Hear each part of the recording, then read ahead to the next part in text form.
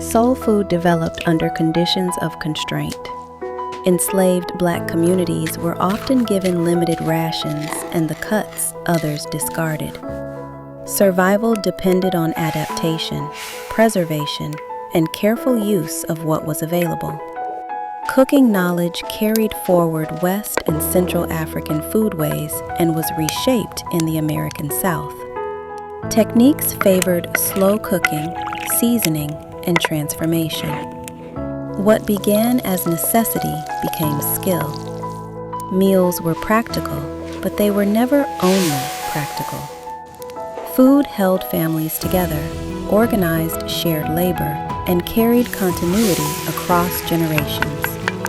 After emancipation and through the Great Migration, these dishes moved with Black families into cities across the country.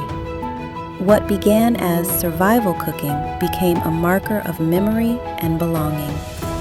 Over time, soul food entered restaurants, media, and national culture.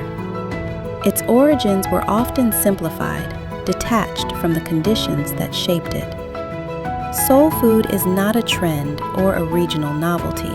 It is a record of adaptation under pressure. What endured in these kitchens did not remain contained. It traveled, fed communities, and quietly entered the American table.